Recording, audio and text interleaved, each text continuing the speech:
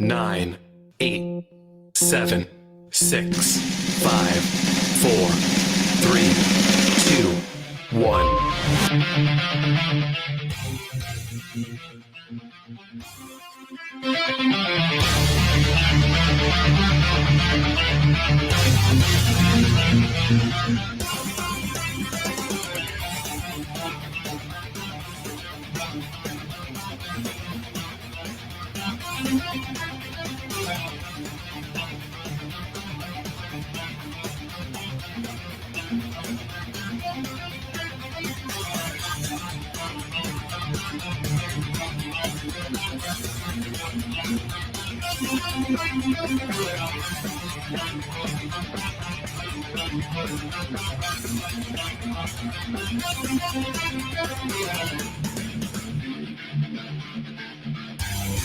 Welcome to the John DeVito Show.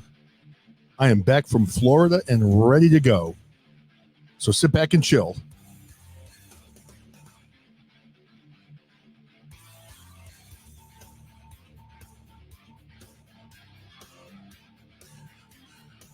All right, everybody. Welcome to the John DeVito Show. It is Tuesday, 11:20 a.m. Boston time, and I am back. I am refreshed. I got away from the cold weather for a week, and it felt amazing. So I ended up flying down to Florida with my two youngest sons. My wife had done the week before because she took a new job, so she couldn't go during our vacation week. So I took the week before with my two oldest kids, and I flew down to Florida. This was my first trip during COVID, where we went on an airplane and we went to a hotel and did whatever we did down there, and we had a great time. I mean, again, the mask procedures and all those type of things were a bit of a pain in the neck, but it wasn't too bad. I actually flew on Spirit Airlines, and I've got to give a shout out. I hear a lot of negative things about Spirit Airlines. And my family now, we have flown, I think, 6 times on Spirit. We have 6 members in our family. We've got 4 kids, 2 adults, and flying someplace gets pretty darn expensive when you look at the cost of flights and all that good stuff. But we actually flew on Spirit now for, I think it was the 6th time. We've never had a delay. We've gotten our seats. And even a couple of years ago, we flew out of Hartford, Connecticut, going to Florida, and there was a snowstorm happening. Every other airline shut down their flights, JetBlue, Delta, whatever. They all canceled their flights. Spirit still got us out on time and got us to Florida. So I hear a lot of negative stories about Spirit, but I got to tell you, the airplanes aren't bad. The prices are fantastic. And, people complain that it's kind of like an a la carte airplane where you have to, pay for your seat assignment. You have to pay to bring carry-ons onto the plane. Not necessarily true. You can get your seat assignments free of charge. And then when it comes to carry-ons, if you carry like a suitcase onto the plane, you do have to pay for that. But we all bring backpacks. So we pack lightly. There's no cost to bring on one personal item, and a backpack is considered a personal item. And the flights are just amazingly cheap. So if you're looking, for a relatively inexpensive flight to go someplace in the U.S. and you have a big family, check out Spirit. It is not a bad airplane, and we really have nothing bad to say about our experiences. I mean, they do charge for drinks, like if you want a water or a soda, they charge you for it as opposed to giving it to you for free. But, stick a couple of things in your backpack and you're good to go. I mean, for me, it's not worth spending an extra $200 for, a bag of peanuts or something to that effect. But anyway, so we had a great trip to Florida, and I've got to tell you all, I've got a giraffe story that is absolutely hysterical. And I'll probably get to that pretty soon. I don't want to keep people waiting too long. This was such a funny story. I can't not tell it. Now, to give you an idea, again, I went down with my 2 youngest sons, Ethan and Brandon. So we flew into Orlando, and we ended up, we are Disney people. We've been to Disneyland, I don't even know how many times, probably 10 plus times, and we usually find a way to go down when my wife's having a conference in the area. We find cheap flights. We've driven. And the most expensive part of the trip is generally, the park admission tickets. But we went, and we hadn't been in several years now. And I went with my 2 youngest, and they don't really even remember going to the park when they were little. That's why we wanted to take them. So we ended up going to the Disney parks. So we went to, the Magic Kingdom. We went to the Animal Park, and then we also went to Hollywood Studios. Now, the Magic Kingdom was fun. We enjoyed that. And then we decided to go to the animal park, which is one of my favorites because you get to go, if you haven't been to this particular park, you get to go on like a, I say real, but it's a fairly good simulation of what an African safari would be, where you actually ride on one of the buses and you drive through this huge conservation area and you see, all kinds of animals. They're, in their natural habitat. And it's really a very cool experience. It's by far my favorite attraction at the animal park. So we're on the bus and we've got this young girl. And when I say young girl, probably in her early 20s, I'm guessing, has the job where they they're like your tour guide. You get on and they welcome you on, Jumbo, welcome to the African safari. And they take you through the whole safari and tell you about the animals. And it's really just kind of a neat thing. So we're approaching, and I'm going to try to tell this without laughing. It was really funny. So we're approaching the giraffe area. And she looks over to the right and says, wow, everybody, take a look at that. That is not something you see every day. That's actually really rare where you see a giraffe actually sitting down on the ground. She said, apparently, she was saying that, giraffes do not like to sit down because it takes them a long time to get up and makes them very vulnerable, to prey and things like that, who are looking to maybe hunt for them. So she said, this is really rare to see a giraffe, sitting down. So kind of take that in. That's really a rare, very cool thing. So we sat there for a second, and then she says, all right, we're going to move forward. And up here on the left, about maybe 50 yards up, we have a few more giraffes on the left. So we drive around this corner, okay, and we see these two giraffes on the left. And she starts laughing like heck, obviously embarrassed.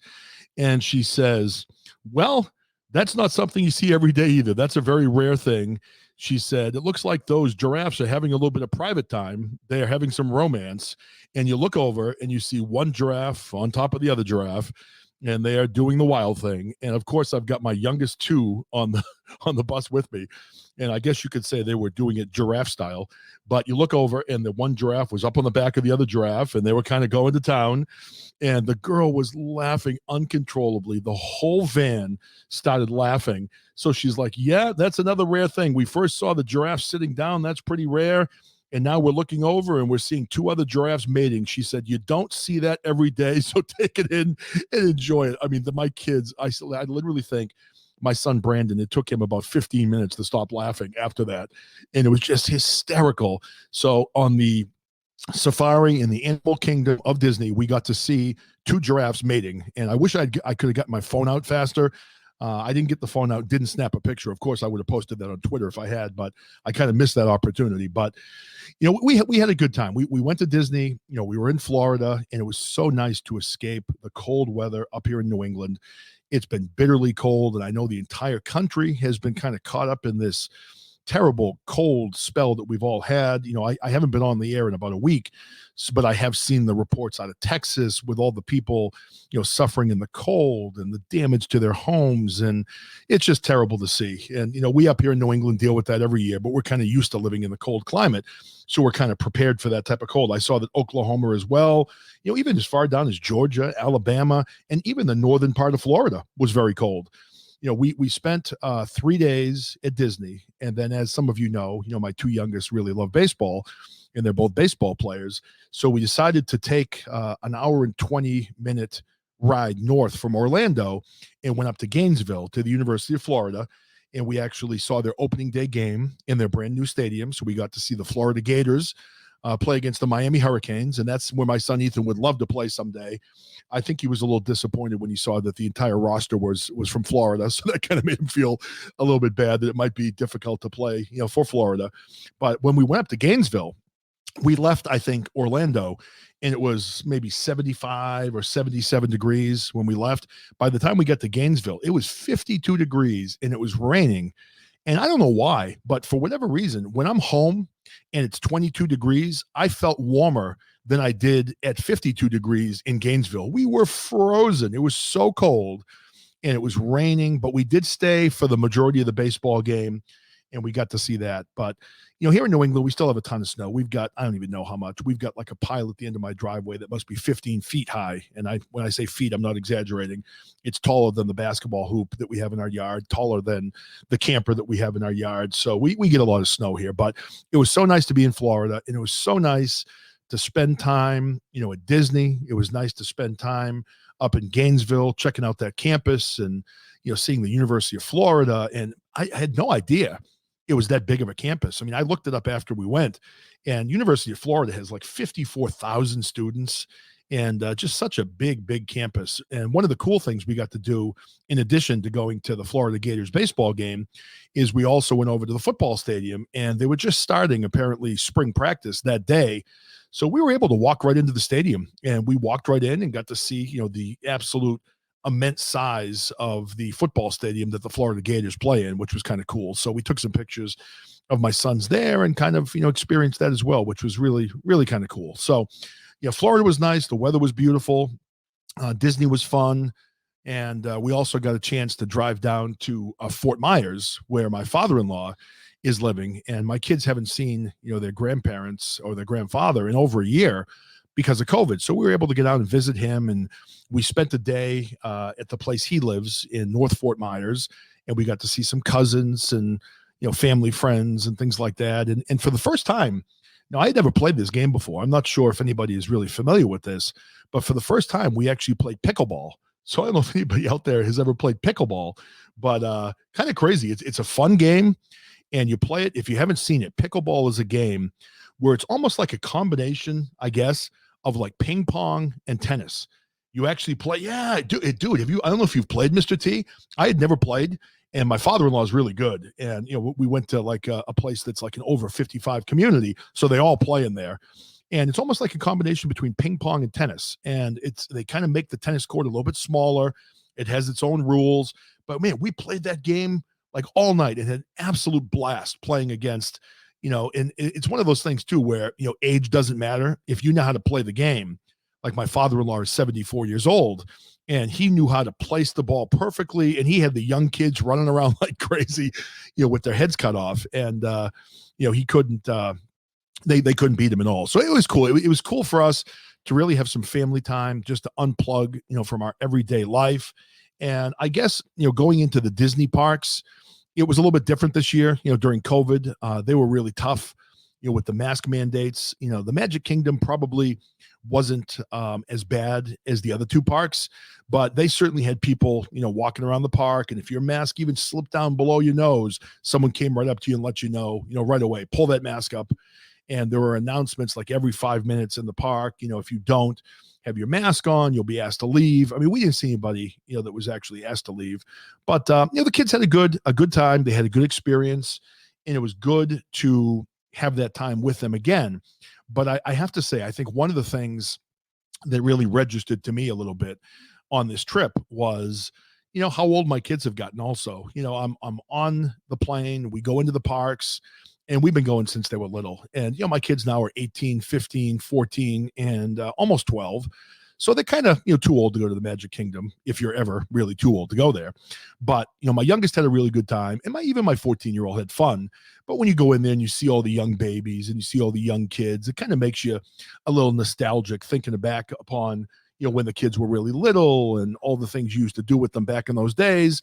And I guess, my one takeaway from, being at the parks with my two youngest children over the last week was, if you're a parent out there right now, and you've got kids, life sometimes can, get in the way of the things that you want to do with your family. Things come up in your life where, maybe you've got a chance for a great promotion at work where you may have to travel a lot. And sometimes you don't have a choice. Sometimes you need to do those things so you can pay your bills and whatever else.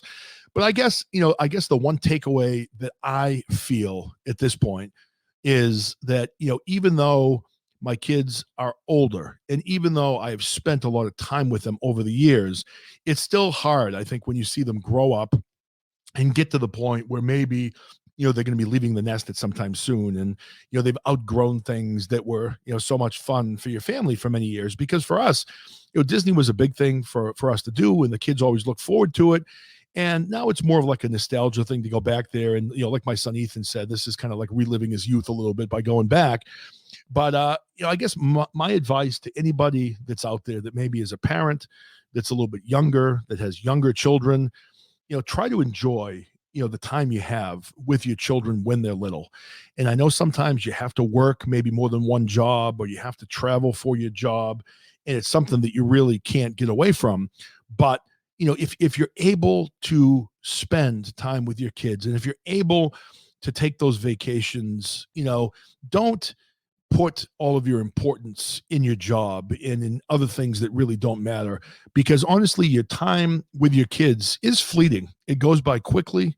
It's one of those things where you blink your eyes, and before you know it, you're looking at your kids, going away to college and maybe being in high school. And at that point, they just don't want to spend as much time with you. And that's natural. I mean, it's a natural evolution of children growing up and, starting to separate from their family and go on their own way in life and things like that. So it's a natural thing. But for me, it really happened, I think, quicker than I expected. I mean, you keep your head down and you go to work, and you get all these activities that you go to, and all of a sudden one day you look and you say, boy, we're kind of getting to the end of this rope. The kids are, before we know it, my son Matt is probably going to be gone in the fall, and my daughter a couple of years after that. And we had our kids all so close together. My son Ethan a year after that, and then we'll have Brandon. So over the course of like 6 years, we're going to have probably all of our children just move out. But of course, I've got a really good neighbor here that lives next door to me, and his name is John. And he was actually, this is kind of cool, he was actually a Navy commander. He lives right next door to us with his wife, and they are literally the nicest people you'd ever want to meet. Just super nice, good people that go out of their way to help you all the time. And they're just kind people. And it's funny, he talks a lot about how, he thought when his kids were in their teens, they'd be leaving, but they keep coming back. His daughter was recently back with them again, like 6 months ago. I think she's almost 30 years old now. And he said, don't worry, John, your kids will keep coming back. That's just the way it kind of works with kids as they get older. And I guess that probably will be true, to a point. But I'll tell you, we were fortunate to get away, to have this time, in Florida. And it was kind of nice, just being the three of us, just myself and my younger boys. We really had just kind of a laid back vacation. We really enjoyed the warm weather. We didn't get to go to the beach, which would have been nice. But I mean, the weather for the most part was in the 70s the first couple days there. Then we hit a couple of days that were in the mid to high 80s.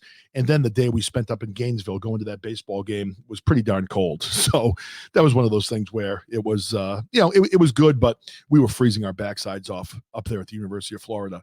But really just a beautiful campus and a beautiful area. And I know my son would love to play baseball there at some point. So we'll see if that happens. I mean, that's a dream. And he's certainly going to work hard to get to such a good program like that. But it was really neat to see that campus and, what it's like at that campus for, football players, baseball players, all the academic buildings and all that good stuff. So it was pretty cool. So Eric, if you want to call in, bud, call in and join. I'd like to talk about some of the things that I've missed over the last week in the country. Man, I've seen, all the suffering that's been happening. And I guess I can say I was fortunate that I was in Florida and I missed a lot of the cold weather that were happening. Now, what was it like for you in Georgia? I know Georgia was very cold, and you're not, imagine, used to it being that cold, right? Well, I know, it had been chilly, but I think we mostly had rain events because we didn't really get any snow or ice like northern Alabama did where Jeremy lives. I saw that now. Northern Alabama, where he is, I mean, it was like negative degrees. I mean, I'm not talking wind chill. Mm-hmm. I mean, the actual temperature being negative degrees. I mean, that's what we get up here in New England. And we're used to it. We don't like it, but we're used to it. Mm-hmm. That must have been a huge adjustment for people in the South who just aren't used to that type of cold. Right. And I know in Texas, and Oklahoma, got hit very hard, of course. I mean, of course, like Dallas had that 100 car pileup on one of the iced over interstate highways. Well, that's the biggest thing for people that are not used to cold climates out there. The ice is the problem, because snow, if you're not used to driving in snow isn't that bad. I mean, snow actually gives you a little bit of traction. If the roads are at least plowed down relatively Mhm. low. Like I know here in the Northeast, they generally don't plow the roads down to the pavement. They actually leave a thin layer of snow on the roads because it gives you a little bit of traction with your tires to drive in. And it's actually better Yeah. than being right down to bare asphalt. But the Mhm. ice is tough because if you're driving on ice, first of all, you can't see it. And up here we have a term for it. We call it the black ice because the pavement's obviously black and it looks like pavement. And once, what happens is you'll have the temperature up here be, maybe 38 degrees. And then if you have a cold yeah. front coming through, it drops very quickly down to like 26 and the roads just freeze up almost instantaneously. And the most dangerous Yeah. place generally is if you go over a bridge, because if you're on a bridge, you have that cold air that comes up from underneath the bridge also, as well as on top of it. Yeah.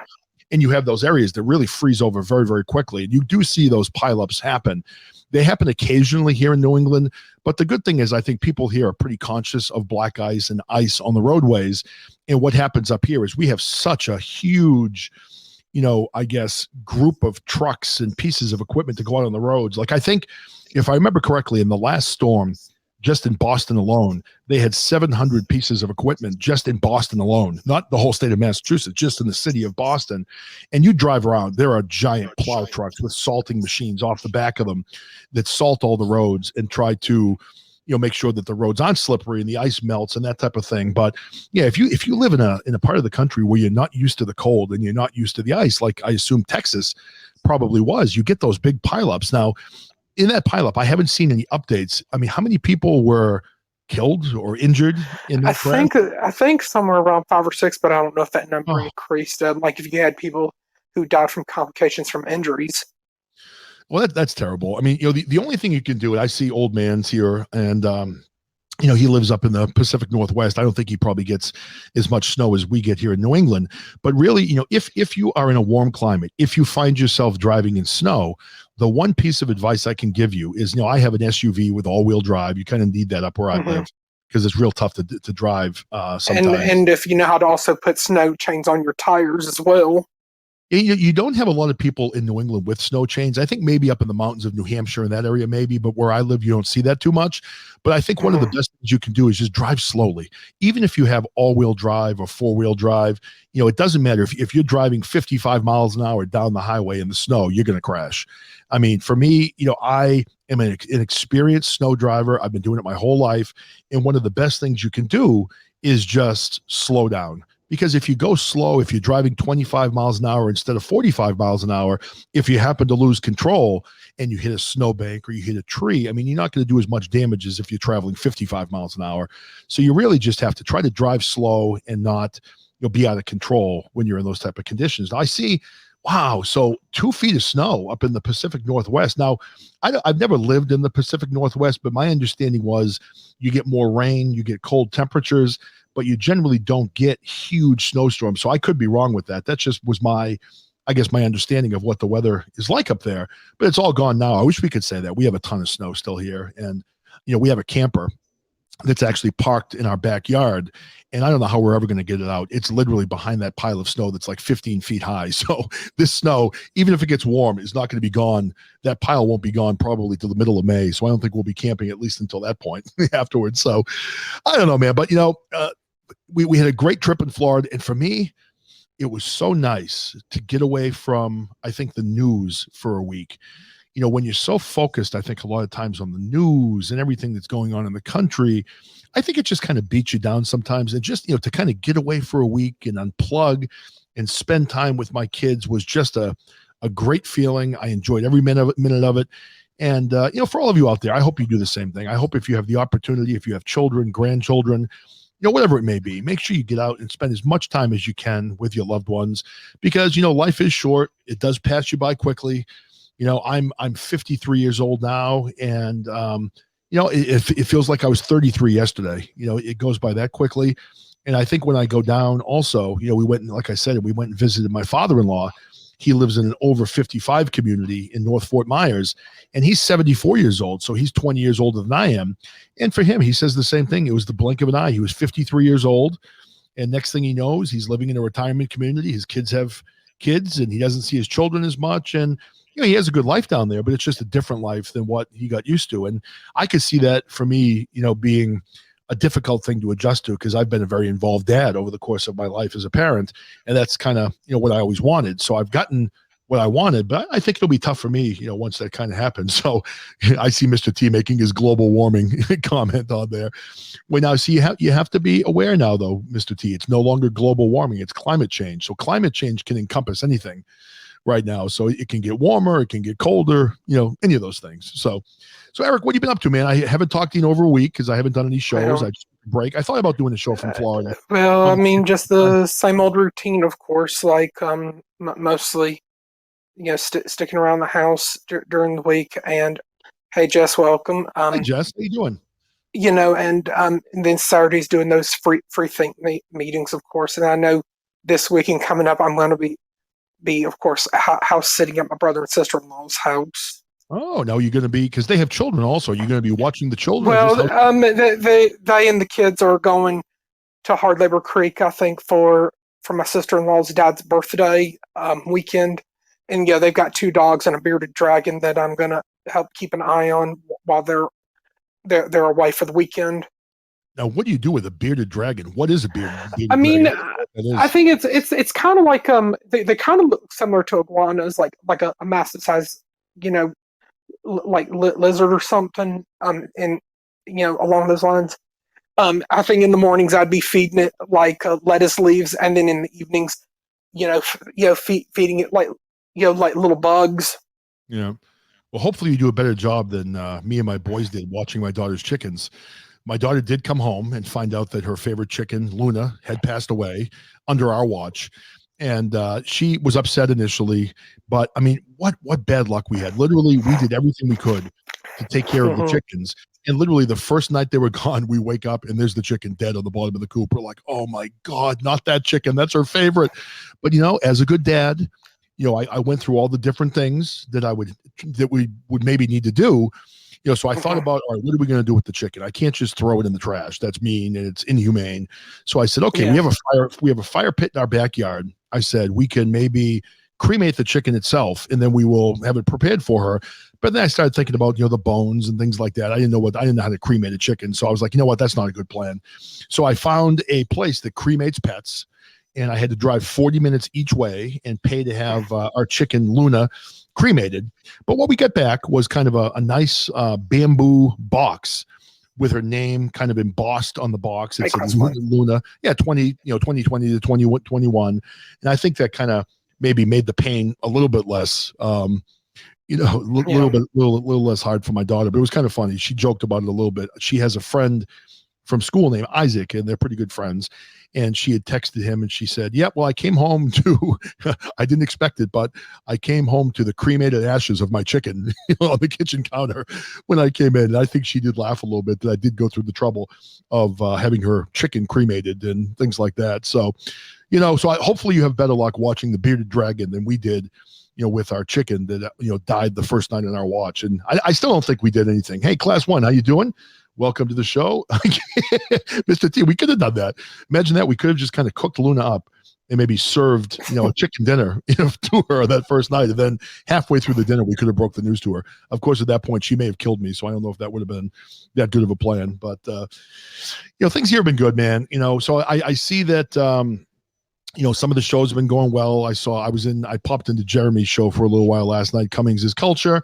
And he was telling me he might have a good interview coming up very soon. I'm not sure if he shared it. On Thursday, he's going to be interviewing the first ever female Secret Service agent. And on Friday, he's hoping to have maybe 1 or 2 doctors on. And then I know like the Slightly Serious show tonight and tomorrow night, we will not have like the video simulcast. It'll just be Podbean only since James will be, of course, working until like the close of business at his vape shop. Right.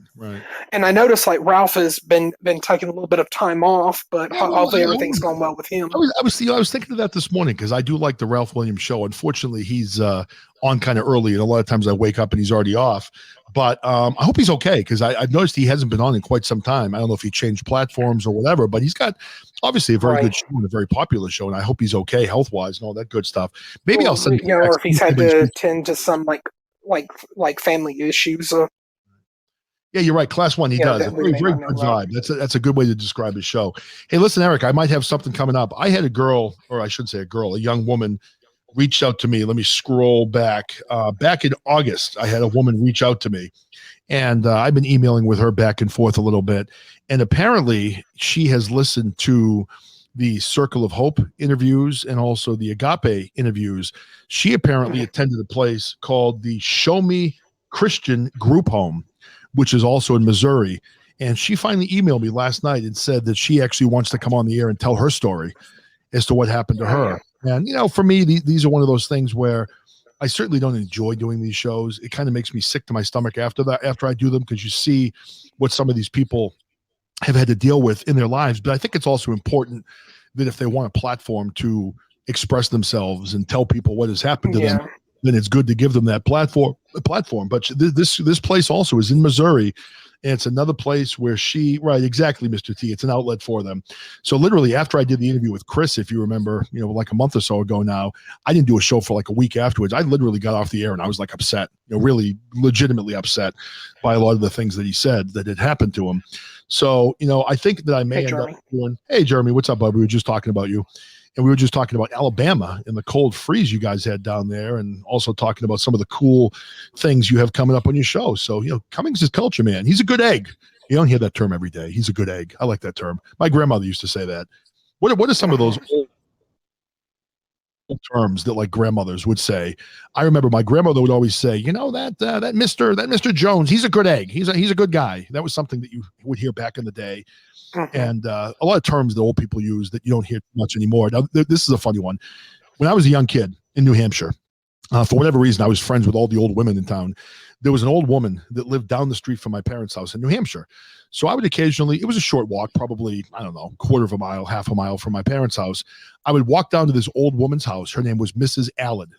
And she lived there. I think she was married at one point, if I remember correctly, but she had like an old farm. And it was kind of cool. She had like these old beat up automobiles out in the woods behind her house. You could go out and see all these old classic automobiles from the early 1900s that were probably now worth a ton of money.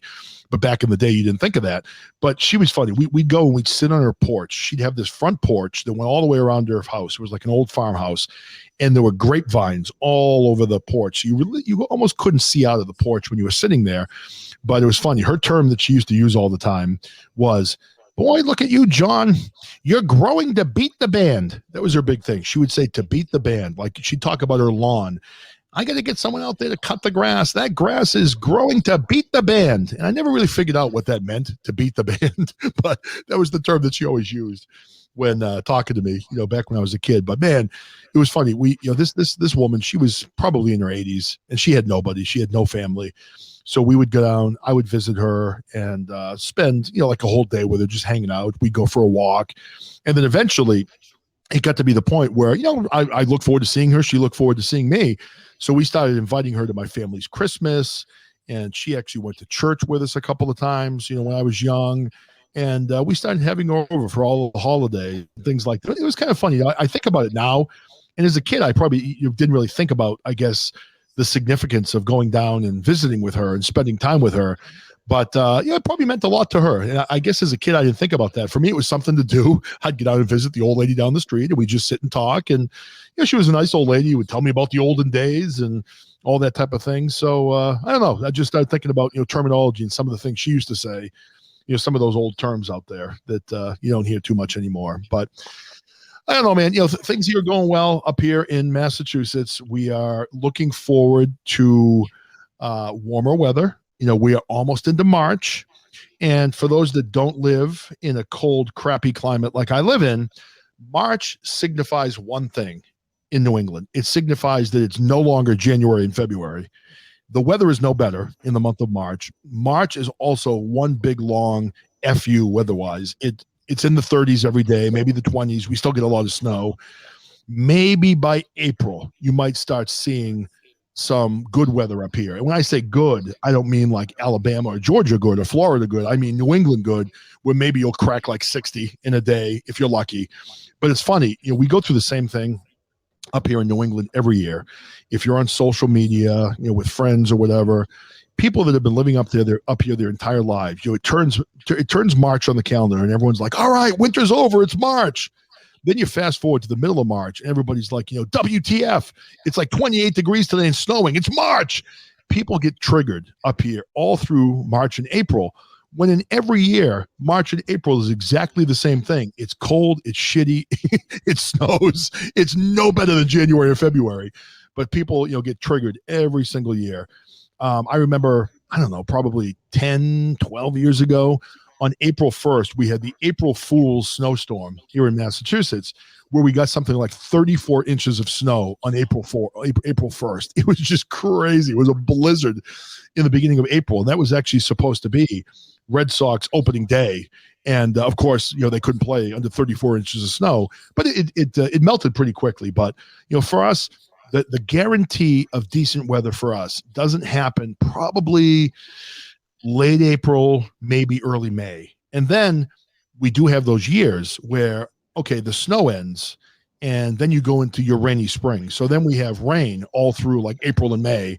And then maybe by June, we get some decent weather. So really, the only guarantee you get here in New England for good weather is maybe June, probably some in May, probably some in June. Generally, July, August, September, and October are really nice here, and then you're back to the shit again in November and December. So we it's funny, up here in New England, we squeeze every bit of excitement that we can out of the summer.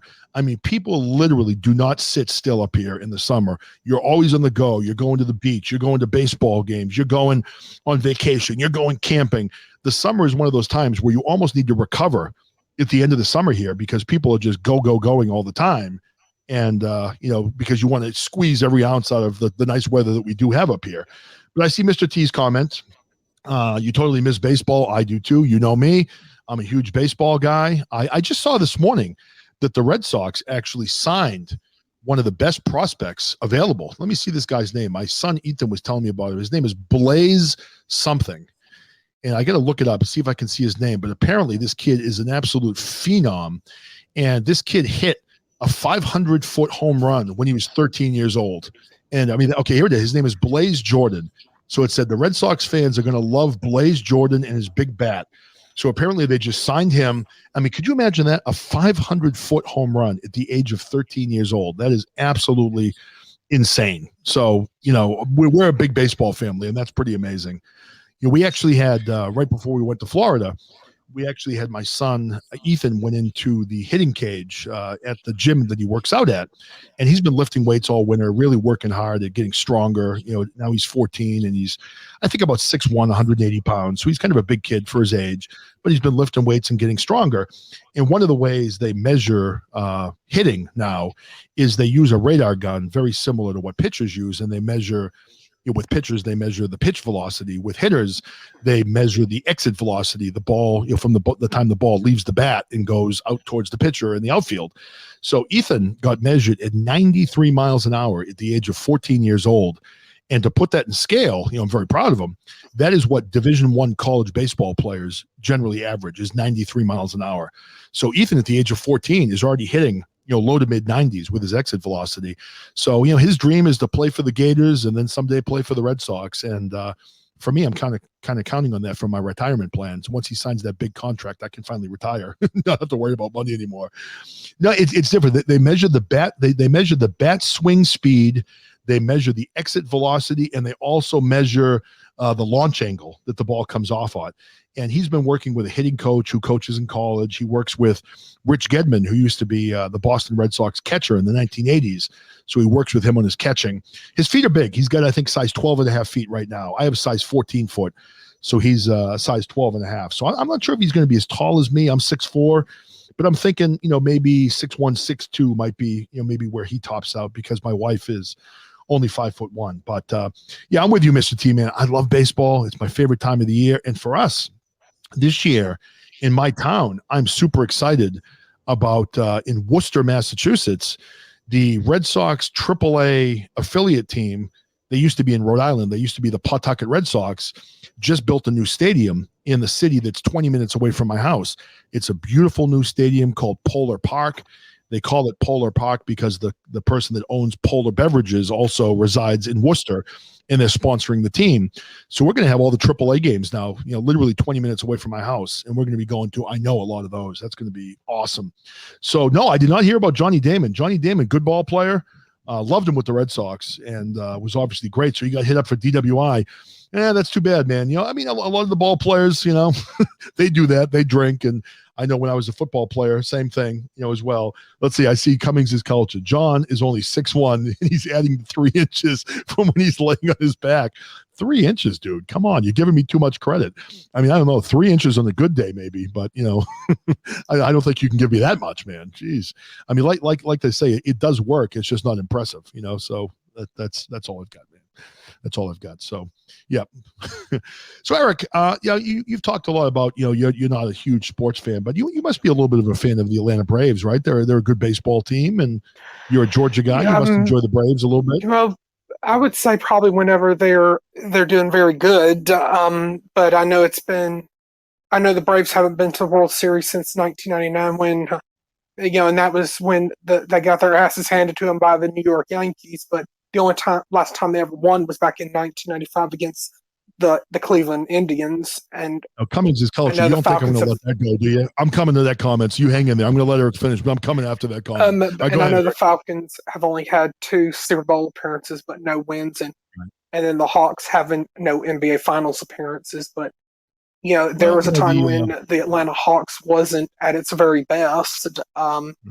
But in recent years, that they look like they have made strides to be competitive, and I know Atlanta hasn't always been a big hockey market because I remember, other than the former Atlanta Thrashers, there was also the former Atlanta Knights.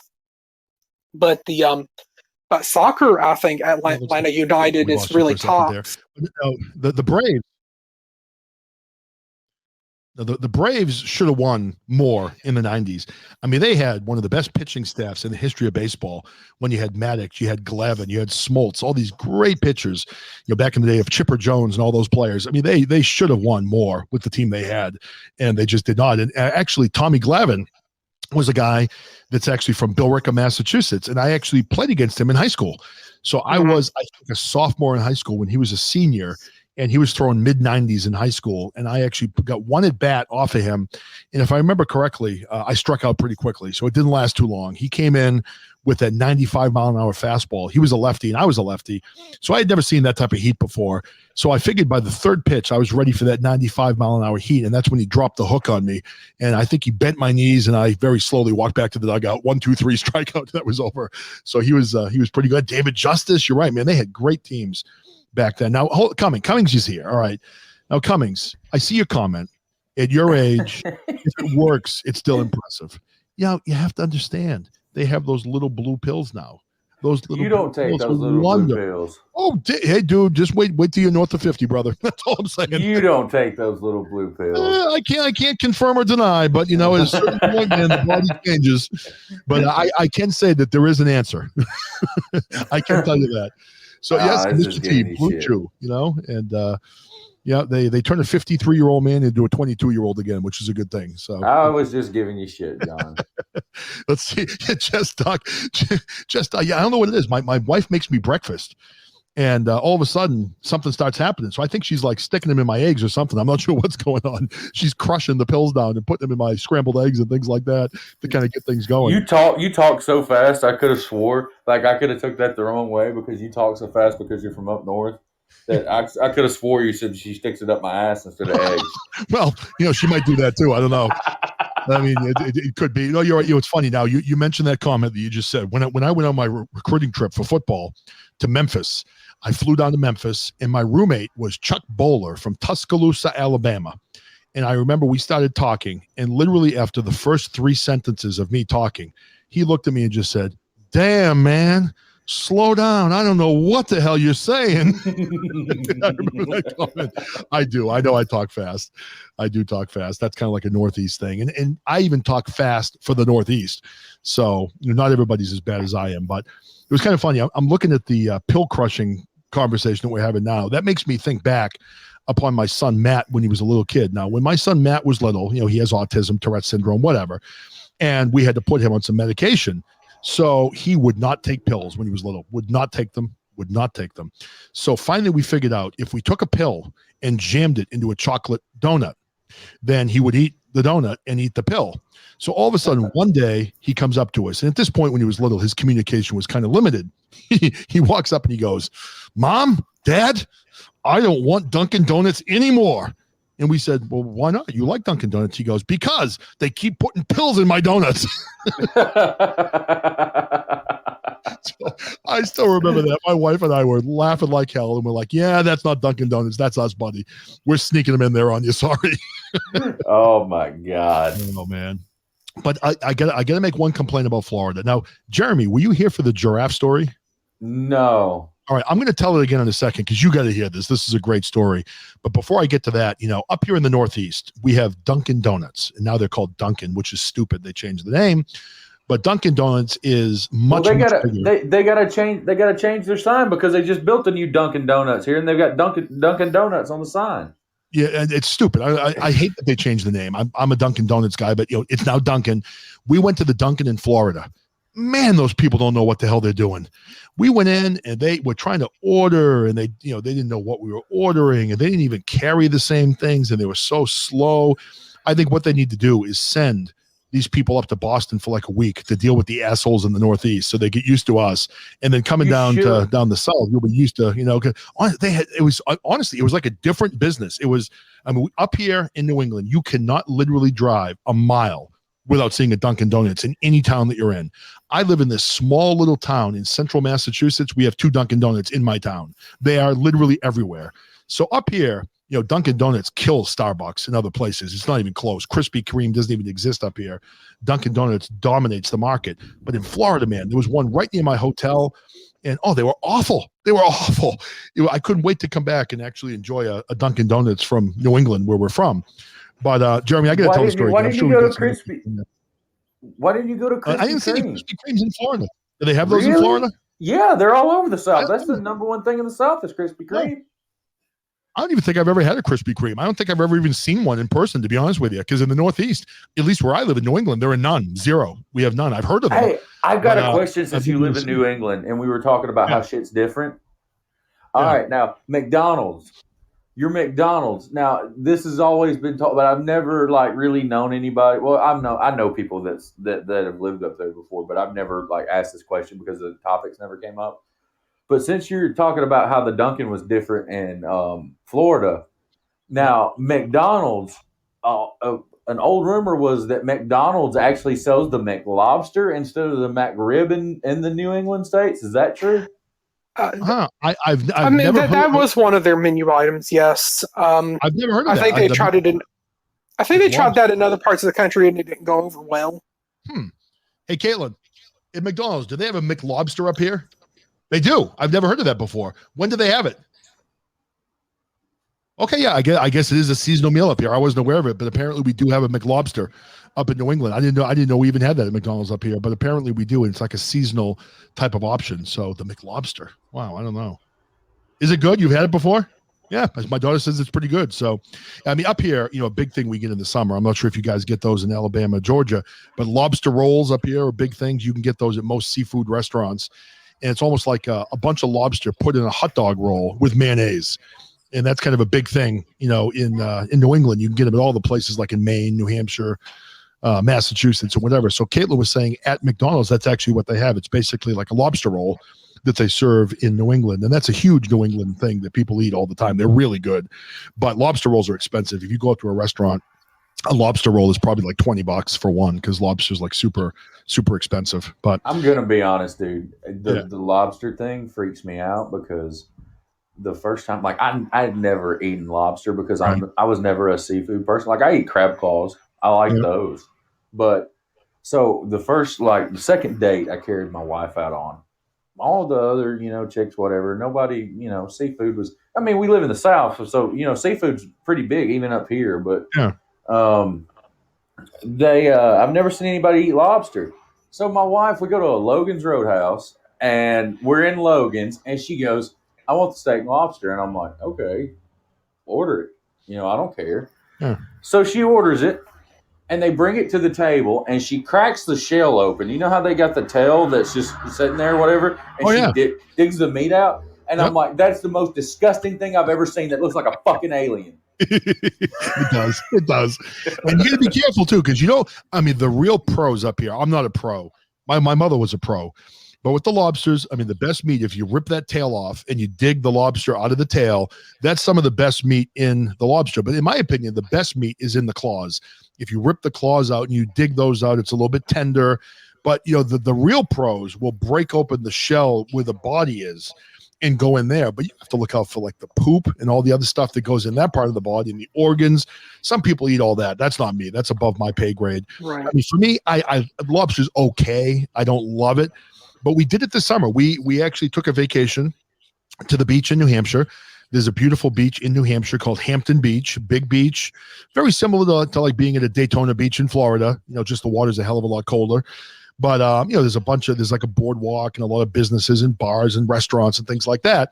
But we rented a house right near the strip at Hampton Beach in New Hampshire. And right on the water, there are several places where you can just pull right up to the dock and buy lobsters right off the boat pretty cheap. So we pulled in a couple of nights and we actually cooked our own lobsters in the pot in the family room. And there's something wrong about taking that lobster and actually dropping it in the pot of boiling water. I feel awful doing that. And they say that they don't sense pain, but still once you drop them in, they make like a whistling noise once they're in the pot actually boiling, which kind of makes me feel bad. But honestly, I could eat lobster, but honestly, if I never had it again, it wouldn't be the end of the world for me. But some people just love it. My mother was that type where she absolutely just loved lobster. It was her favorite food completely. And for me, I could take it or leave it either way. I really don't care. You ever ate crawfish? I never had crawfish. No, is it good? Is it probably similar to lobster, I would think, right? Yeah, it's pretty similar. Like you eat the tail, and then like a lot of people do this. I don't do it. I've done it before. I just, it's okay. But then you like crack the head and suck the head too. But I don't do that. But some people do. But on crawfish, all you need's the tail. That's where most of the meat is. Yeah, is it very similar with the lobster? You get most of the meat out of the tail, but I think the best meat is in the claws. But you get a lot out of the tail area. That's like you get quite a bit out of that area. But it's a little bit tougher meat in the lobster. But I got to tell you this story. This is kind of funny, Jeremy. This directly your name came up on our Florida trip. I was in the car with my two boys, having our man week, talking like men the whole week. And I can't remember where the conversation came up, but they were talking about my boy said something about, boy, if you could live in a place where you could date your cousin, that would be disgusting. And then my son Ethan goes, yeah, you mean like Alabama? And I said, wait a minute. I said, first of all, Mr. Cummings might have something to say about that. I'm friends with Jeremy Cummings, and you're throwing out Alabama. I said, keep in mind, your family comes from New Hampshire. If you think New Hampshire is any better than any other place in the country where you could, talk about perceived relationships between cousins, New Hampshire would probably be at the top of the list, when it comes to that type of thing. So it was kind of funny. We did bring you up, and I told him that I was going to mention to Mr. Cummings that he made the comment about cousins in Alabama.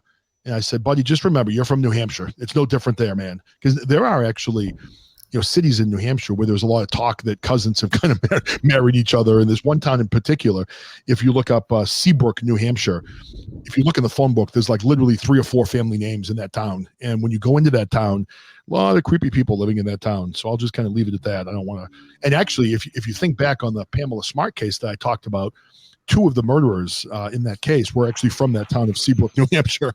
And they had kind of those shared names that you see in that town quite a bit. So anyway, I see Reverend Vincent has come into the show. Reverend Vincent, welcome to the show.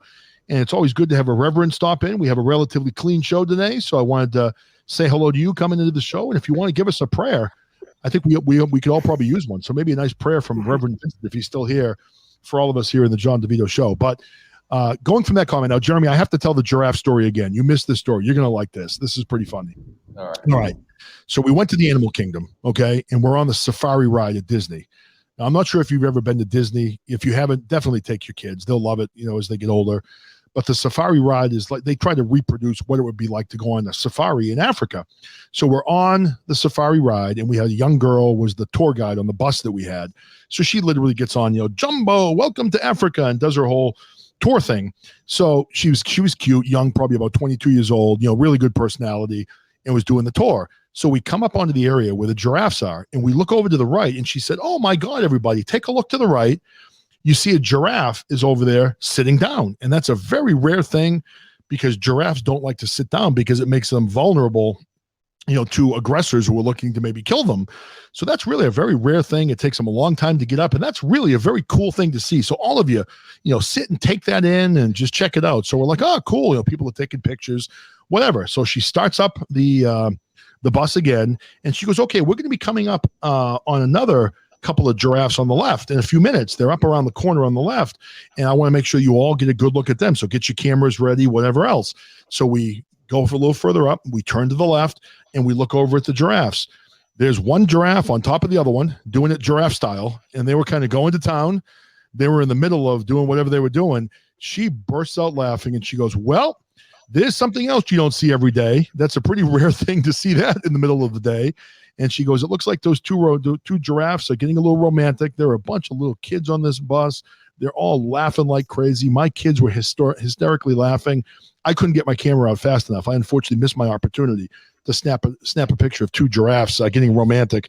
But we saw two things apparently that are rare: a giraffe sitting down, and then two giraffes doing it doggy style at the at the zoo, which was kind of funny. So that's where Reverend Vincent probably just left the show. I think he did. I know, right? Reverend Vincent was like, all right, I'm in the wrong place. These people, I can't help them with any of my prayers. So yeah, Reverend Vincent is gone. Reverend Vincent, I'm sorry if you're still here. Obviously, we all need help, so please pray for us. We need your help. So Jeremy, let me ask you. We've been on for a bit. I want to ask you. I missed the whole experience of the severe cold that you had in Alabama. I saw -2 degrees. What was that like for you? Were you not normally used to that type of cold? It must have been horrible for the people of Alabama. I mean, well, it was for other people, but I'm connected. Did I lose my connection? Oh, I'm back. Are you still there? I'm here. I'm here. Yeah, it was funny. On my board, it said not connected. Then it popped back up connected. So anyway, I don't know if you heard my question. The question I asked, what was it like? -2 degrees in Alabama. I mean, how was it for the people of Alabama? That cold, it's been horrible.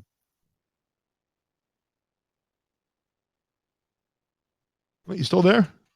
Yeah, I had a phone call coming in. I thought it was my connection again. Stupid. They'll call with their little stupid auditors or whatever. They're like, "Oh, your car insurance has expired." I hate those things. I get those all the time. I had, dude. I got through one the other day, and like I was like, "Oh, I'm gonna play this up." Oh God, dude, I've never done this before. I've never let it go this far.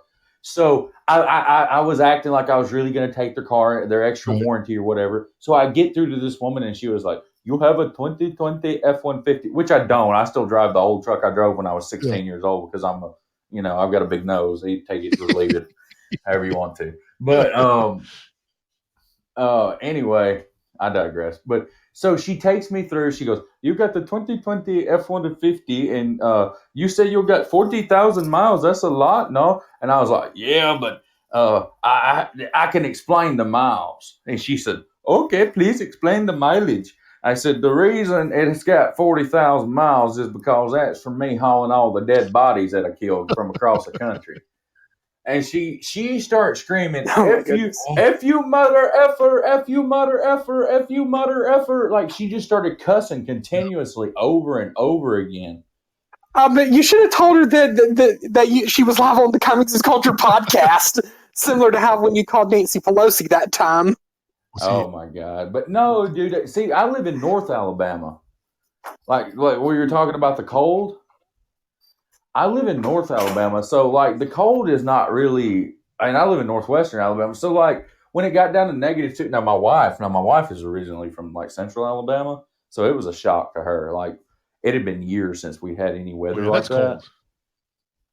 And like I'd experienced it before. Like it was a pretty common thing. Like every 3 to 4 years, we would get like a major, snowstorm come through, and it was just like it was cold, and so like I wasn't really, affected that much by it. But this was the first time that she had ever experienced negative temperatures, and she was like, "Oh my God, it's so cold." But her family, when they come up to visit during the winter, they're getting out, and they go to they're in t-shirts and shorts. I never forget her mother the first time she came up here in the winter, because it was like 21 degrees here, and like the wind was blowing, cut you to the bone. It's cold. I mean, very cold. And she when she left her house, it's like 58 or 60 or something like that. Well, the further north she comes, she's realizing that, and Alabama's one of these places, man. It may be raining in your front yard and sun shining in your backyard. It's just one of those places. And so she gets out and she's like, oh my God, where the do y'all live? Like, she just starts screaming like, oh my God, I can't believe you moved to this place because it was so much colder.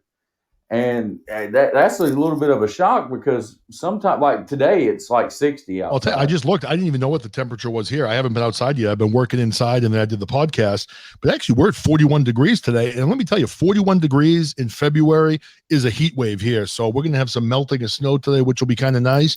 And I will, without question, leave the house in shorts today, like I do almost every day, even when it's 21 degrees out.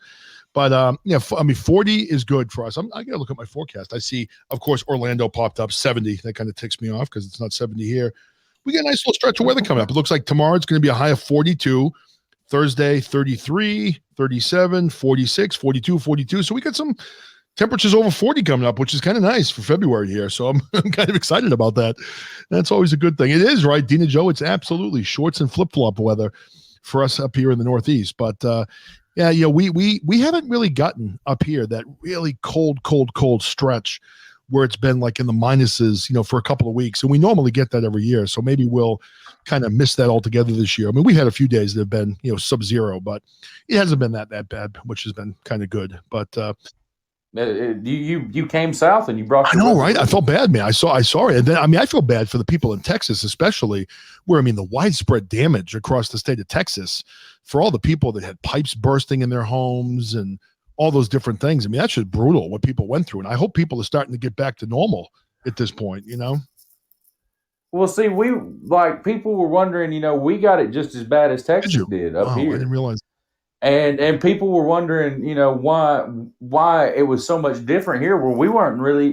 The only problem we're having now is we have a food shortage. Okay, well, that's a big problem. But so what? So the grocery stores are out of food because I imagine everyone went out and bought everything, right? And now the grocery stores have bare shelves, probably, right? Well, because everybody was locked down for a week, you couldn't get out on the roads for a week. I mean, it was.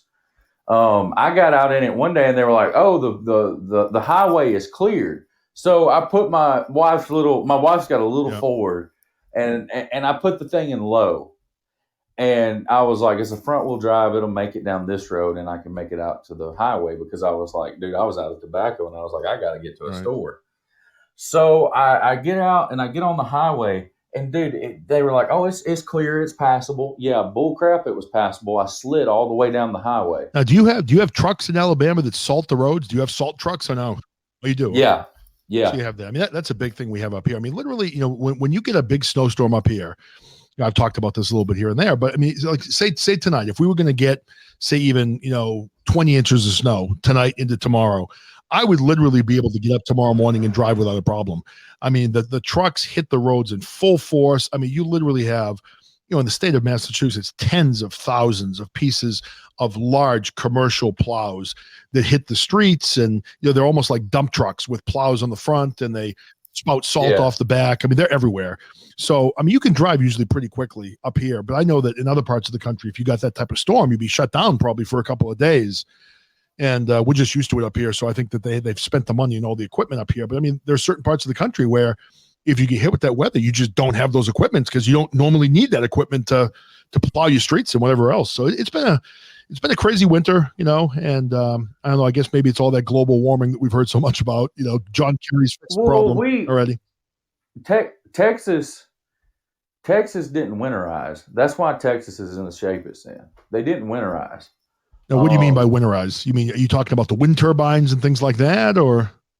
Yeah, well, see, the wind turbines, like a lot of people are blaming the wind turbines, and I mean it's fine, but it's just a finger point blame game. But the fact of the matter is, Texas did not get on the national power grid. Okay.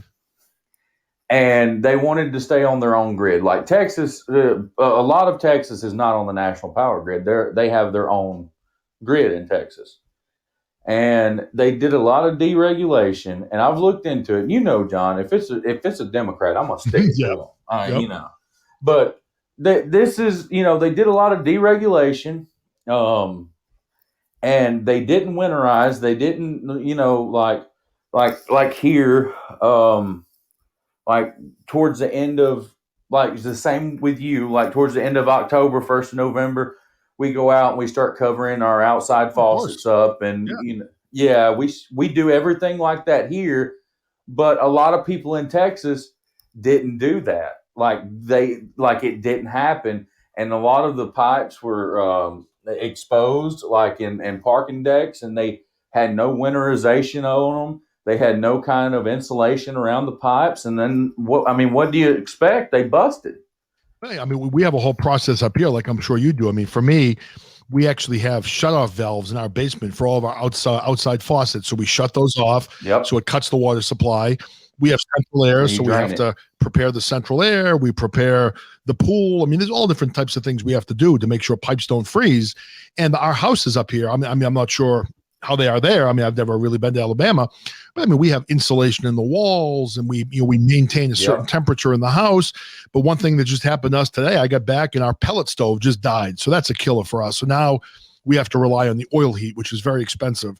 And normally the pellet stove keeps us very warm. So right now we've got the heat on, but the house is kind of chilly compared to what it would normally be. So I guess we're kind of lucky that we're having a bit of a heat wave here, you know, in Massachusetts, where it's 40 and it's not -10. But yeah, you got to prepare. You got to be ready for the cold weather, and you got to winterize your home and do things that you need to do. So, but you know, it could be one of those things too, where I don't know. I mean, I'm not a Texas resident, but you know, if you're not used to doing those things, then you probably get lazy in doing them, feeling like you don't have to do them. But you know, the other thing is too, you know, you made a comment like this hasn't been a political show, but the one guy I got to call out too is Ted Cruz, man. What were you thinking? You know, your state is suffering, people are starving, people's homes, you know, are being destroyed, and you decide to take a trip to Cancun, Mexico with your kids. You know, when you're a public figure, man, you got to be smarter than that. And that was, you know, probably not the best decision on his I guess, mind to go on vacation with his kids. I mean, he can say all he wants. He was planning on, you know, flying them to Cancun and coming right back. But we all know he was planning to chill on the beach for a couple of days. I would do exactly the same thing. And probably not the best message to be sent after everything he's gone through, you know, over the last few weeks. But he kind of. You know, I got silenced on Twitter. You did? Why? Yeah, they all do. You're right, Mr. T, in class. They all do. What was that? You know, Matt Gaetz. That big the congressman from Florida that's always out there, the young guy that's always just like a brash. Okay, so he made the statement that Ted Cruz shouldn't have apologized. Well, I responded to that and I said, yes, he should have. I'm a Republican, but if this was a Democrat, we would be attacking them the exact same way. He deserved to be attacked. It was stupid. It was a stupid decision. And my reply to Matt Gaetz was getting more interaction than Matt Gaetz' actual tweet.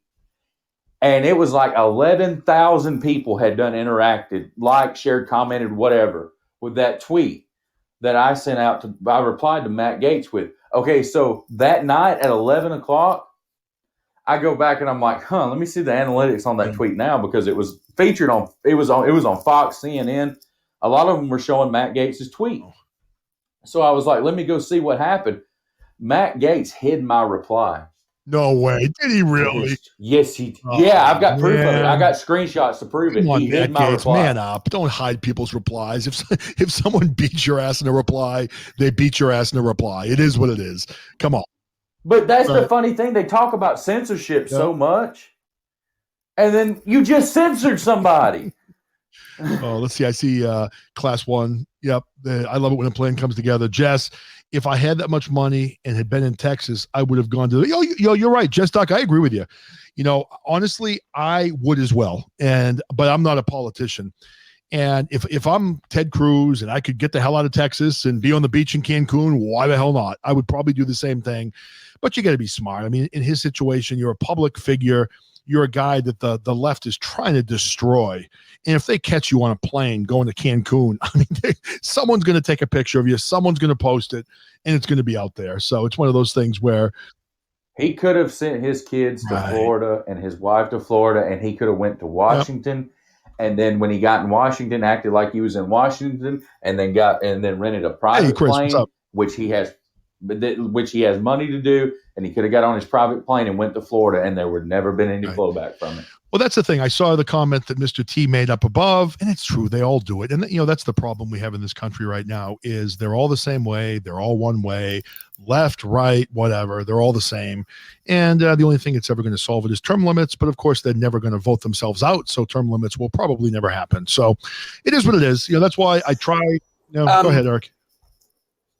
I think like the term limits proposal that Ted Cruz has been pushing, I think recently he updated to have like a grandfather clause for existing incumbents that the only way they would lose their grandfather protection is if they lose re-election or if they are impeached or expelled from office or if they resign or That's retire. smart because that's the only way. Because if you could protect the dictators that are in office now and let them know, don't worry about it, you're not going to lose your golden parachute, then they may be more apt to vote for that going down the road. So that's actually really smart.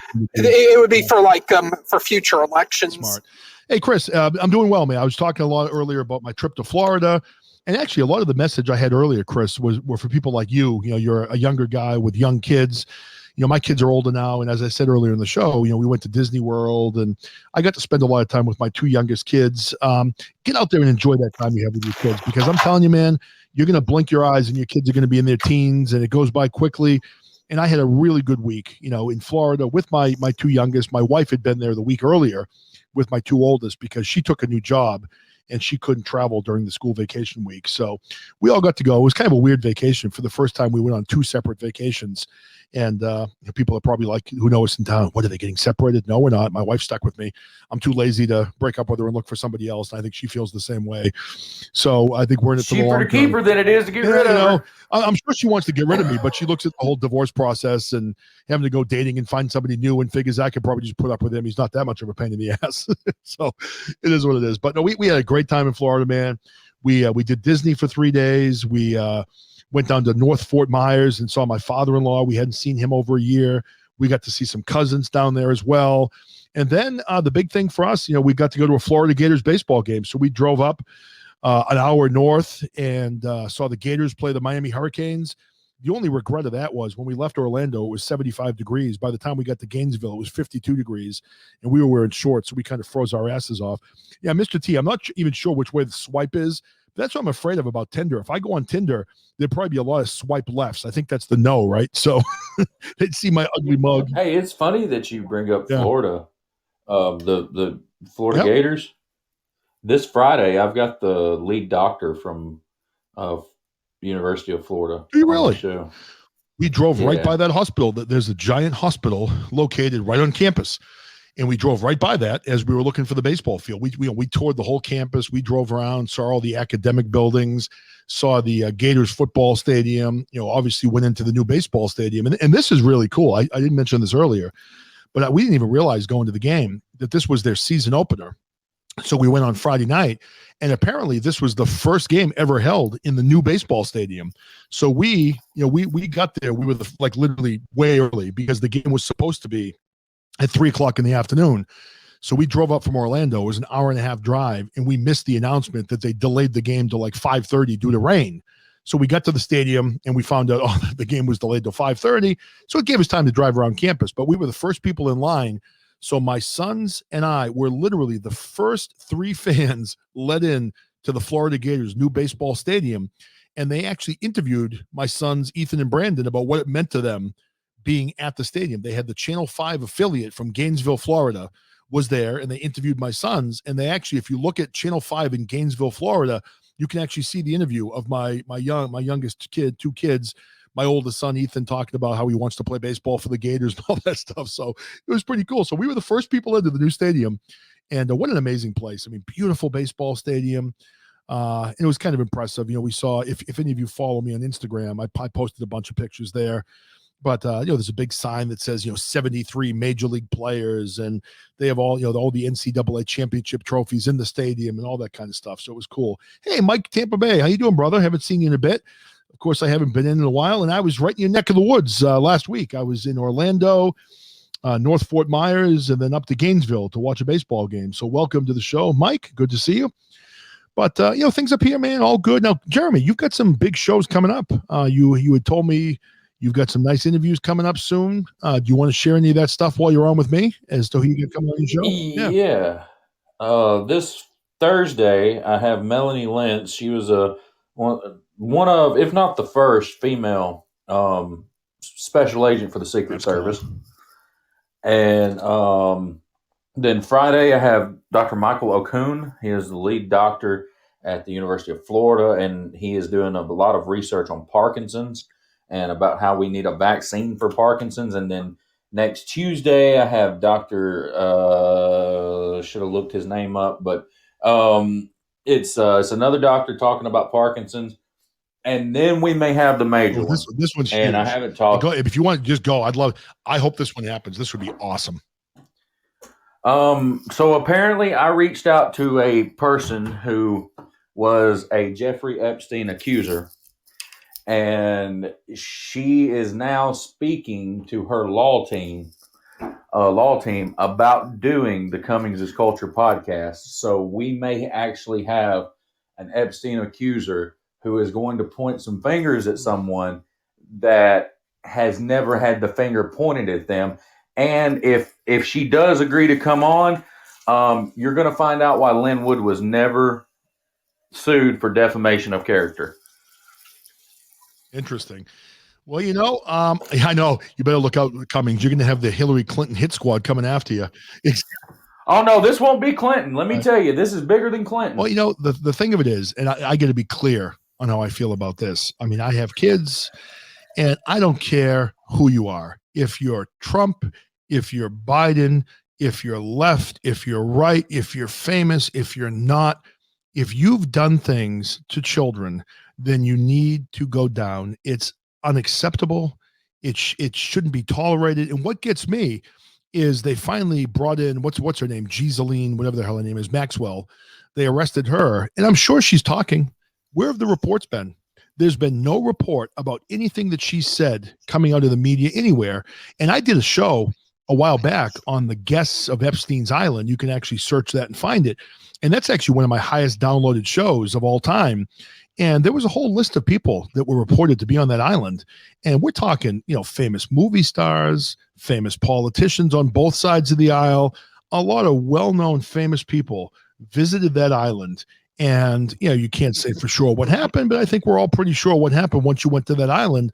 You were looking for a certain thing. And we're not talking just about men either. There were women that frequented this island as well, and very, very well-known famous women. And it'd be very interesting if you can get that show to happen, because obviously it's something where the powers that be in this country don't want these things to come out. They're trying to silence it. But, man, there were a lot of important people on those lists, and that is something that's very scary to see. And it's sick. It's absolutely sick that these people who are the powerful and the wealthy think they can do, whatever they want to do and get away with it without any consequence. But I guess they have so far, right? They've gotten away with it. So success so far. They blamed it all on Epstein, If she comes on the show and we do the show, which it'll be available, I'll post the whole video, because that's one of the things we're talking about is that, I've told her, you need to show your face. And the reason you need to show your face is because people know who you are, and then that protects you. It's true. And if she does this show, I guarantee you that we will be on the world news. Let me ask you this question now. And this is just, from my perspective, why can't she come on under a fake name? I mean, if she comes on under a fake name and doesn't show her face, then no one's going to know what her name is, and no one's going to see what she looks like. And that would, in fact, protect her. And I've offered that when I've done interviews for the Agape boarding school and places like that. I've offered anonymity because, again, I want people to feel like they can come out and tell their story without suffering the repercussions of, people from their past or even people that live in their present. I mean, it's a hard thing to do, to come out and talk about that. So, I mean, that maybe would be an option that might help her get on if she wants to come in under a fake name of some sort. And well, the reason I can't do it is because I'll be sued, and she'll and during discovery she's going to come out anyway, because it'll go to court, and then during discovery, because John, I'm telling you, The person that she accuses that when she was 14 years old that she was forced to have sex with, the person that she's accusing has been in some very high places and they're very well known. Sure. And if she does this show, dude, it's gonna, like, you're gonna see impeachment trials. Like, you're going to see impeachment trials. Like, and I'm not saying that it's Joe Biden, so don't everybody start freaking out and saying, "Oh, he's saying it's Joe." No, it's not Joe Biden. I can tell you that much. It's not Joe Biden. But when she comes out and she tells her story, you're gonna see impeachment trials because it's gonna rock this country to the core. If I can get her on the show. If you look at, if you saw, I don't know if anybody saw it. Of course, I've got my huge social media presence where when I post something on Twitter, I get like 3 likes. So I'm kind of big on Twitter. I know you all see my post there, but I posted a couple things last night. One was about Tara Reid and Joe Biden. And then there was another article I posted that I found from back in 2014. And I hadn't even been familiar with this. Maybe I was at the time and I forgot. But did you know back in 2014, the Secret Service had accused Joe Biden, specifically the female Secret Service members had accused Joe Biden of purposely skinny dipping in his pool when they were on duty. So he would have female Secret Service people at his house protecting him out by the pool, and Joe Biden would purposely come out with no clothes on and skinny dip in front of the female Secret Service people to the point where they said they felt terribly uncomfortable and didn't understand why he was doing that in front of them. And you look at, things about his past, and you look about, I started reading about, the whole Tara Reid accusations where she accused him of rape. I mean, if you've never seen the video interview that she's given about what happened with her and Joe Biden, I mean, it's chilling to see it. I mean, she talks about how he slammed her up against the wall, forced his hand down her skirt, penetrated her with his hands. And then when she fought back, he, kind of pushed away from her and told her point blank, just know that you mean nothing to me. You're insignificant, and just like beat her down mentally. And, I guess you can say that maybe that wasn't true. Maybe she's lying, but it seems like, in that whole Me Too movement, it's supposed to be one of those things where you're supposed to, I guess, respect the story of the woman until it's proven that maybe it wasn't true. And it seems like in her case, she was just thrown under the bus. I mean, she came out and said that this guy raped her digitally with his fingers and got no respect whatsoever. Now, if that had been someone that Donald Trump had done that to, it would have been all over the media. But I mean, you look at stories about this guy, swimming naked in front of the female Secret Service, raping this woman. I don't know, man. John, there's another story out there about him that the media is not talking about too.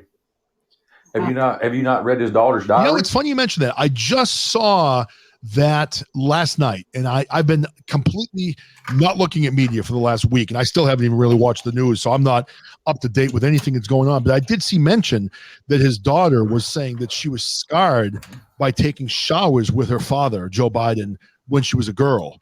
Now, how old was she when she was taking showers with her father? Because, I mean, that at a certain point becomes inappropriate. I mean, I will admit that when my boys were very little, like babies, my wife would hand the baby into me and I would hold the baby while I was taking a shower. But I'm talking diaper age. And then I would, hand the baby back out. But I don't think I ever took a shower in that manner with my daughter. And especially not as, anything past like, 8 months old, So I'm not sure what that was about. But I did hear that he was apparently taking showers with his daughter to the point where she's scarred from it. Did you hear more about that? Can you shed more light on it? Yeah, they're supposedly, I don't know if these are real or not. I can't verify them. I don't know if they're real, and I don't think we'll ever be able to verify this. But she wrote this, though, right? This was a book or a diary that she wrote? And then they got a hold of it, and somebody that she went to school with got a hold, like had it where she left it at their house when they were teenagers or something like that. And they released it to the media, and now the media is all in full-blown cover-up mode. Like, no, you can't see this. But if you want to talk about something a little more sinister, Kamala Harris, now the vice president of the United States, when she was running for president, she said that she believed Tara Reid. So why in the hell would she run with somebody who she believes is a sex offender? All right. I don't know, man. I mean, there's so much crazy stuff going on. Well, go ahead, Eric. Well, the way I see it, and I think George Carlin summed up best is, you've got a lot of politicians, they are at each other's throats during the debates, but when it comes time for, say, a leading presidential candidate to pick their vice presidential running mate, that they pick somebody that they had like a riff or disagreement with, or as George Carlin put it bluntly, they're getting on their knees and giving these politicians blowjobs. Yeah, I like that name. Darth Punk came into the show. I like that name. JP, also welcome to the show. Simon, welcome to the show. Thanks for coming in. John, did you go to Universal while you were in Orlando? We did not this time, but we've gone there many times. And at my kid's age, Universal is something that is, more their age. And we love Universal, but we didn't do it this time. We went back and did the Disney thing. Hi, who's this? Hello. Hi, Darth. How are you? Good. How old are you? 69. You must know Danny Duncan. Yeah? Yeah. So where are you from, Darth Punk? Danny DeVito. Oh, okay. So do you like Ariana Grande? You don't like her song 34 plus 35? It's a good song. You seem to like the number 69. I guess. What do you got, Darth Punk? What do you bring it to me? I don't know. Where are you from? Ireland. Ireland? What's Yeah. your favorite beer? There we go. I know he's from Ireland and he's telling the truth. Guinness is a good beer. Now, I live in the Boston area and we have a lot of Irish pubs in Boston and I love my Guinness. So that's a good man that you like Guinness. So what's happening in Ireland right now? What are you doing? Sitting at home? Yeah. Man, I'm kind of creeped out, but I'm also interested. I'm not sure what's going on here. Is it true that Irish people can't catch COVID because they drink so much Guinness? No, not true. No, it's not All true. right, could you Okay. explain to me also, what is the definition of the Irish curse? 69. I'm kind of like a Darth, man. This is bringing something to the show here. The troll is strong within you. That's all right. I like it. I like this. I mean, if this is a troll, keep coming back to my show. Yeah. I like to get Darth. The force is strong with you. So, how old are you, Darth? You said 6, or are you 69? 9. You're 69. 69. Oh, you're 9. 69. So you're old. You don't sound like you're old though. Yeah. I do. Dude, is anybody else creeped out? I don't know, man. Yeah. I don't know. Oh my God. I don't even know what to do here. We got Darth on. Now, are you a Star Wars fan? Is that why you have Darth, or why the name Darth? Or is that your real name? It's just a Just name. a name? Now, do you know Poppy by any chance? Poppy? You know Poppy? Like as in Oh, what? come on the internet, on Poppy, on YouTube. You've never seen Poppy before? You kind of remind me of Poppy a little bit. Yeah. Poppy, I don't know if anybody's seen Poppy. You got to look up Poppy on YouTube. Poppy's like this blonde woman who gets on and she's like a robot. She's kind of weird. My kid showed me Poppy and she's pretty freaky. Yeah, Blondie. you're reminding me of like Poppy for whatever reason. All right, so what else you got to say, Darth? We're giving you some time on the air here. What do you want to say to your American counterparts?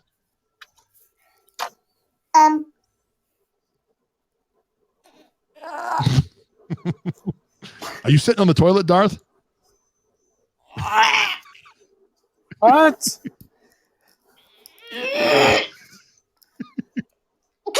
Night Train entered the ring. Oh, are you okay, Darth? I You feel better now? Right. Oh my God, man! Whoever this is, man, you're making my day. This is awesome. So you're feeling better? Are you gonna flush after that? Or you're just gonna let it sit? Let it sit. You sound like one of my kids. None of them know how to flush the damn toilet. Oh, it sounds like you're not done, buddy. You got more to go?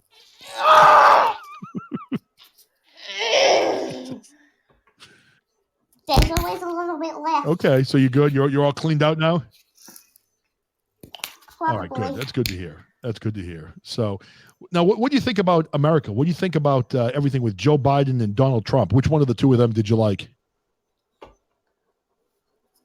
Let's build a wall. Yeah. Yeah. All right.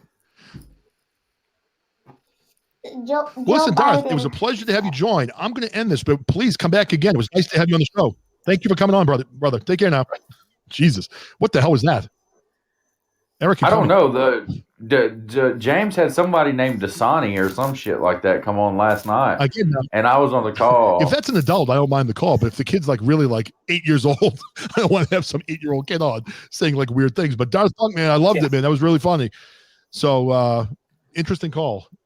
Well, I know y'all were talking about like the Jeffrey Epstein accuser just a short time ago.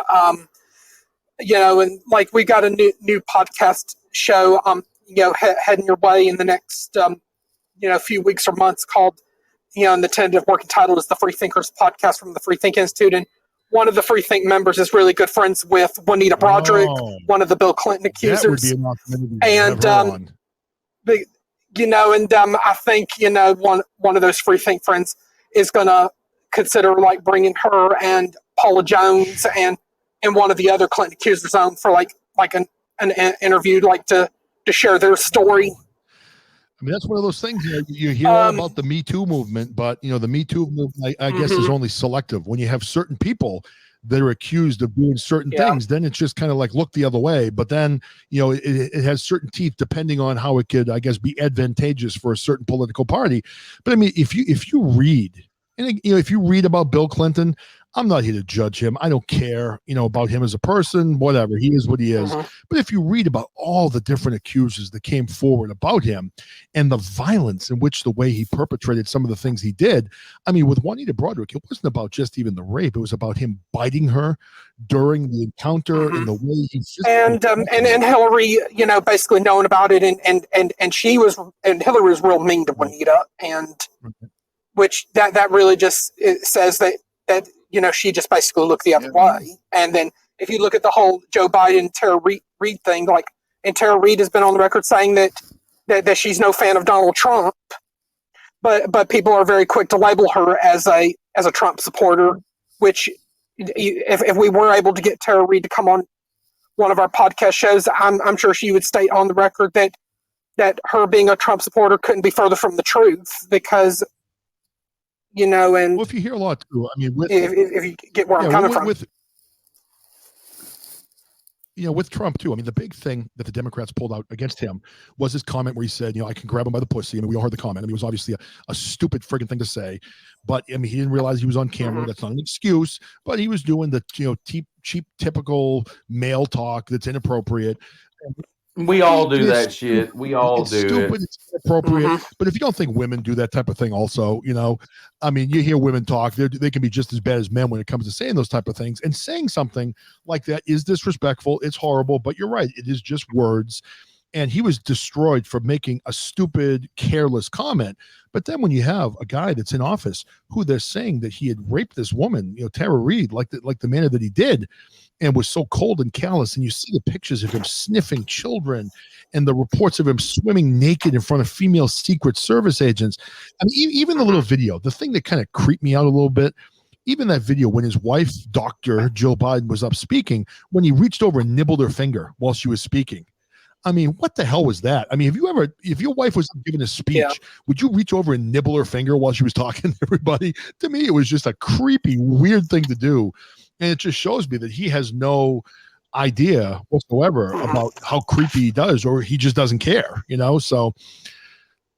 Well, and then Hunter, of course, his son is not any better, of course, because he is alleged to have, behaved inappropriately. Yeah. Well, I did see that too. If you wanna look at a man, look at his children. And again, my children are not perfect, and I'm certainly not a perfect father. When you're young and when you're idealistic, you think that, I'm going to be better than my parents. I'm going to be a great parent. I'm going to be a perfect parent. But then life happens, and you realize that being a parent is a pretty fucking hard job. It's not easy. And I have made as many mistakes as anybody else. So sometimes I'll get on here and I give advice to people about being a parent. And the advice I give isn't meant to be that here I am, this superior parent that thinks he's better than everybody else. That's the furthest thing from the truth. The reason why I sometimes give advice is I know in certain areas of my life as a parent, I've fucked up and I've made bad decisions. And if I can say something that actually helps someone else to avoid making some of the mistakes I've made, then my job is done. I'll tell you, one of the things the other day, I mean, I don't think it was the other day, it might've been last week. I was listening to the Old Man podcast, and the comment he made really stuck with me. And I actually have since said it to my children. because, I've got my oldest son, Matt, wants to be an actor. My daughter, she's doing what she does. She likes to write. She likes to do her things. My two youngest want to be baseball players. And we very much in this family foster the belief that, don't just sit back and dream about a dream, because it ain't never going to happen. Get out there and work your ass off. And if you work your ass off, you have a slight chance of making it happen, but you got to kill yourself. You got to go after it. And my sons do. They bust their asses. They go after their dreams, and they say it point blank, if I sit around dreaming, it's never going to happen. So they work their butts off. But what the old man said on his show, which was excellent advice, which I don't think I had done enough of, was telling him, when you're talking to your kids and you're telling them to chase your dreams, don't forget to tell them to enjoy the ride. Enjoy the ride, be happy, sometimes stop and smell the roses and realize what's happening to you. And, if you're in a special moment, enjoy that special moment. That really hit home with me, because that's something I had not done. And since that time, I've actually talked to my children and said, listen, I know you guys are pursuing baseball, and maybe you'll have a chance, maybe you won't, maybe you'll be good enough, maybe you won't, but make sure along the ride, enjoy yourself, make sure you're happy, make sure you're enjoying being part of a team, make sure you're enjoying time with your friends, and don't just have it be, work, business all the time, because that's kind of how you burn yourself out. So old man, he gave me very, very good advice, and I have kind of taken that to heart and made me think about some of the things I can do better as a parent. So yeah, you heard that too, right? I mean, that was such a good comment. He was so on point with that it really made me. So, I mean, for me at my age, I'm 53 years old. I've got 4 kids. They're getting older, but I still feel like I can always be better as a parent. I mean, I've made a lot of mistakes. I'm trying to minimize the damage I do to my children. And it's funny, I've joked with my children here and there, and I've said, you come from, a long line of families, of immigrants, of hard workers, of people that have kind of fight and scratch. And I said, if you're looking at it this way, you are where you are. And I think, maybe I've been a little bit better than my parents, and hopefully they were better than their parents. So I've said to my children, your great grandchildren have a chance to be normal. So if we just keep improving generation to generation by a little bit, we have a chance someday of having like a normal family. But I don't know. That's just my humor. I don't know if they find it funny or not, but I do. I've never heard that though, because that's sort of like, I wasn't on the old man show when he said that. Like I wasn't. I don't know what day that was. I think it was before I went to Florida. So actually, it might have even been 2 weeks ago. I lose track of time. I don't know. Maybe I have fucking dementia or something. But he had said that, and it hit me so hard. I'm like, oh man, that's good advice. And he's a bright guy, a very smart man. He gives a lot of good advice. And I see Class 1 Pro make the comment that he was there during that show, and it also helped. So, as a parent, now Jeremy, how old are your kids again? Your kids are young, right? Yeah, my daughter's 6. She's 6 years old. It's so hard when they're young. You want your kids to, you want your kids to have certain things, but a lot of it is out of your control too. Like when you get into school, you can't control how the other kids treat your kids.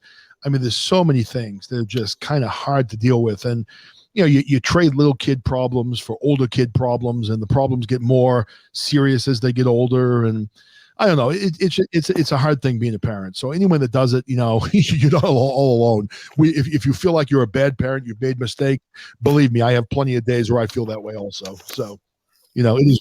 I don't know, man, but that kind of hit me too, because it was just like when you said that these interviews that I do, like just being honest, like some of these people, like if I wasn't doing what I'm doing, I would never fucking talk. Of course, to people, right? And it's just like with Tommy Chong interview. I didn't really enjoy it. Like I'm sitting here thinking about it now. I just didn't take the time to enjoy it because it was all business, and I was trying to. Well, I did that when I was doing the Pamela Smart interviews. I mean, when all of a sudden when I just mentioned it, and next thing I know, I got Diane Diamond from Entertainment Tonight writing me saying, "I'd love to be on your show." I'm like, holy fuck! I'm not prepared to interview Diane Diamond. She was a legend back in the day on television. You're right. If you could have seen that night, I had pads of paper all around me, all the questions written out. I was a stress case. And, we got paychecks. What's this here? A couple of paychecks came in. Oh, Caitlin's handing me your paychecks. So are these for me? Can I spend these? No, why not? Well, you got to go, don't you? You got your work stuff on. What time is it? Ooh, geez, guys, I didn't realize it was this late. Hey, listen, I'm going to have to wrap up the show. I got to drive my daughter to work. I didn't realize I'd been on too long. Well, Jesus Christ. You go ahead. I don't know if anybody missed it late last night, early this morning. Podbean came under attack similar to how like a couple other podcatcher platforms did. And, and Robert's show was an hour late last night. But that does kind of have me wondering if if Castbox could be vulnerable to an attack, and if this is going to inspire people to want to get into podcasting even more. Could be. I mean, who knows? I mean, but otherwise, in the meantime, I hope to see everybody, later at the Cummings' Culture podcast around 6 or 7 p.m. Eastern time this evening. And then I think Chuck and Billy will have Not Your Cup of Tea around 8 p.m. Eastern. Is Billy back? Because Chuck had texted me while I was on vacation, and he asked me to fill in for Billy. I haven't gotten an update, but I couldn't fill in. Hopefully everything's okay, and that he and a couple other friends are able to hold down the fort at his show. Then, of course, Slightly Serious at 9:30 p.m. Eastern time, followed by Trice Talk at 11 p.m. And I think later on tonight as well, Chris hopefully should be doing the Forgotten Tunes, and Robert doing the Mr. Clean Music Show, unless Robert decides to do late afternoon, and then of course the old man, he'll be back tomorrow morning at his normal time of 10 a.m. Eastern, and hopefully Ralph will be back on Podbean again very soon from his brief hiatus. Okay. I mean, it's actually been a little bit more than brief. I mean, he's been off now, as far as I can tell. 3 weeks. It's been a while, so I'm hoping Ralph's okay. I mean, I think I've got his. I hope so too. I should write him and ask him if he's okay. And then, of course, our good friends Cracks and Roxanne. I guess you can find them over on YouTube doing Exotics Radio and Odyssey of Ascension. And by the weekend, you'll have Lyrical Laxatives and Tall Tales and Rabbit Hole. And this Thursday, Trice Talk will be having their 100th show celebration. Also, Forgotten Tunes, Chris just mentioned he's going to do a show tonight after Slightly Serious. So if you get a chance, tune into his show as well tonight also. So, hey, man, it's good to be back. I've missed all you guys. It just took a little break. And I know you'll be back later in the week. I might even do tomorrow. We'll see how the week goes. I'm trying to schedule things. Yeah. If work doesn't keep you too busy. I've got work things that pop up also, but I may do another one tomorrow. And then I'm going to do kind of some different theme shows over the weekend where I'm going to kind of go into talking about some like murder mystery things in Massachusetts and across the country that have been unsolved. So I want to do a couple different things. You know me, I get bored doing the same thing over and over again. And Michael, I see you calling in, but unfortunately I'm getting off the air now, so I can't take your call. But if you want to come back next week. It's Homeboy. Homeboy. All right. Is that Homeboy? Oh, I lost him. Sorry, Homeboy. I'm getting off the air. I got to bring my daughter to work. He'll have to come back tomorrow, but love you all, everybody. Take care and have a wonderful day. And remember, if you ever happen to see 2 giraffes having sex, get your phone out and be ready to get a quick picture. I missed my opportunity, and I'll never forgive myself. So thank you, everybody, and we'll see you all soon. I love you. God bless you. We'll see you next time. My music. There it goes.